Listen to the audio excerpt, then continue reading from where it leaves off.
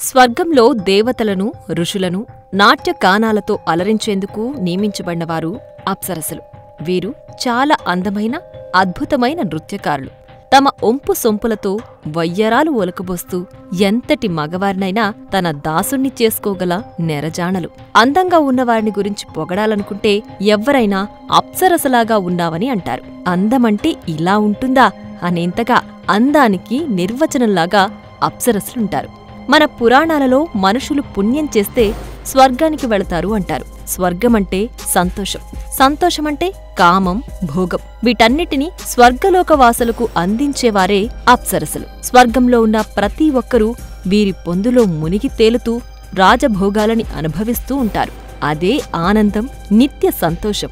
ఇందుకోసమే యుగయుగాలుగా ఎంతోమంది మునులు వేల సంవత్సరాలుగా తపస్సు చేసి స్వర్గాన్ని చేరుకోవాలని ఉవ్విళ్ళూరుతుంటారు. దేవేంద్రుని ఆస్థానంలో గంధర్వులు గానం చేస్తుంటే అప్సరసలు నాట్యం చేస్తారు.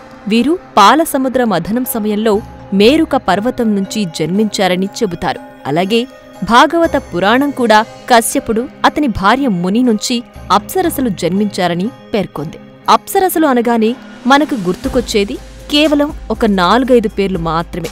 కాని బ్రహ్మ పురాణం ప్రకారం 31 మంది అప్సరసలున్నారు. వీరిని ఏకత్రింశతి అప్సరసలు అని అంటారు.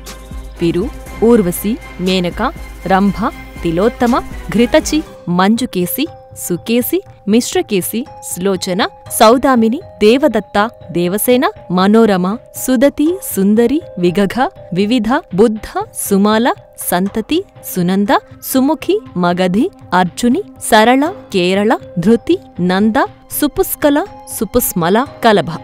అప్సరసలు తమ ఆకారాన్ని, శరీర సౌష్ఠవాన్ని ఇష్టానుసారంగా మార్చుకోగలరు. వీరందరూ ఇంద్రుడి ఆజ్ఞలను శిరసావహిస్తారు. ఇంద్రుడు తన సింహాసనాన్ని కాపాడుకోవడానికి, మహర్షుల తపస్సులను భగ్నం చేయడానికి అప్సరసలను ఉపయోగించినట్లు మనకు పురాణాలలో కనిపిస్తుంది. అప్సరసలు మహర్షులు తపస్సు చేసే లోకాలకు, ప్రదేశాలకు వెళ్లి తమ అందచందాలతో, నాట్యంతో వారి ఏకాగ్రతకు భంగం కలిగించి మహర్షుల తపస్సుకు విఘ్నం కలిగించేవారు. తద్వారా ఎవ్వరూ ఇంద్ర పదవికి పోటీ రాకుండా యుగాలుగా ఇంద్రుడు తమ సింహాసనాన్ని కాపాడుకుంటూ వస్తున్నాడు. కొన్నిసార్లు వీరు మహర్షులతో శపించబడ్డం కూడా మనం పురాణాలలో చూశాం. చాలామంది అప్సరసలు మహర్షులతో శృంగారం జరిపి వారికి పిల్లలను కూడా కన్నారు. అప్సరసలకు ఉన్న గొప్పవరం, వీరు శృంగారంలో పాల్గొని పిల్లలను కన్నా మరలా వీరి కన్యత్వం మామూలు స్థితికొస్తుంది. వీరి శరీర ఆకృతి కూడా మారదు.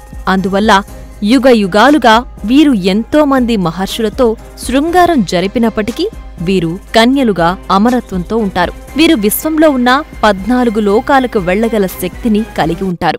దేవకన్యలకు ఉన్న శక్తులు అప్సరసలకు కూడా ఉంటాయి. చాలామంది అప్సరసలు తమ శాప విమోచన సమయంలో వరాలు కూడా ఇస్తుంటారు.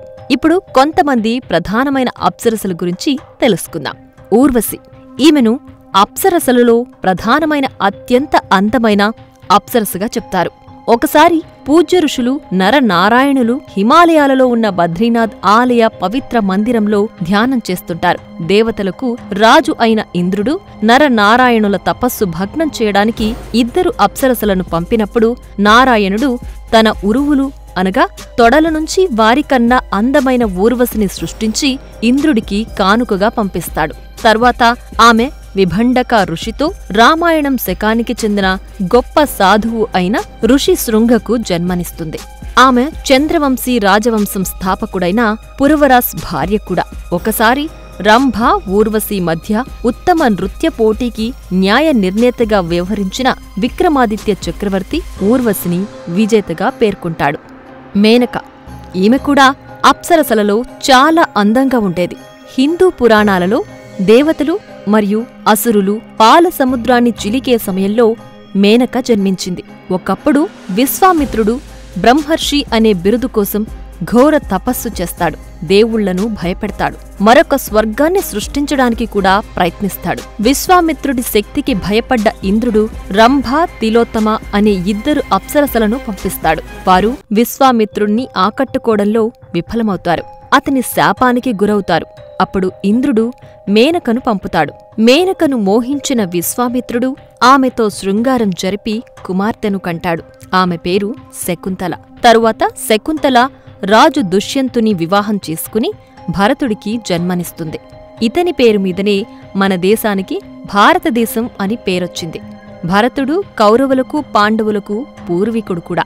రంభ ఈమె అప్సరసల రాణి. ఈమె కుబేరుని కుమారుడైన నలుకూవరుని భార్య. కుబేరుని సవతి సోదరుడైన రావణుడు రంభని మానభంగం చేస్తాడు. తర్వాత నలకూవరుడు రావణుడిని శపిస్తాడు.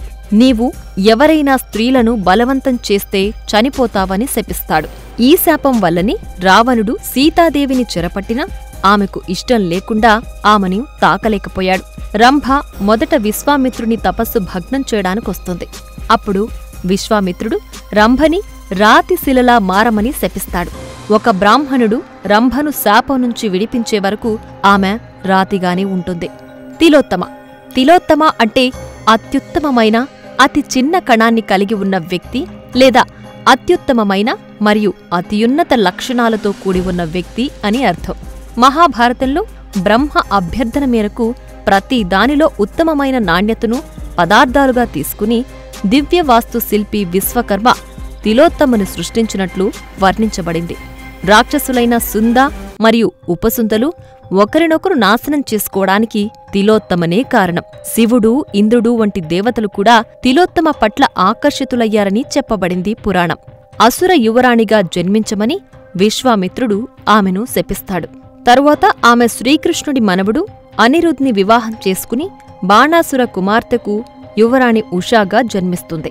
మొత్తంగా ఇది అప్సరసల గురించిన సమాచారం. వీడియో నిడివి ఎక్కువ అవడం వల్ల మిగిలిన అప్సరసల గురించి పార్ట్ 2 వీడియోలో తెలుసుకుందాం. For more videos like this, subscribe Big TV channel.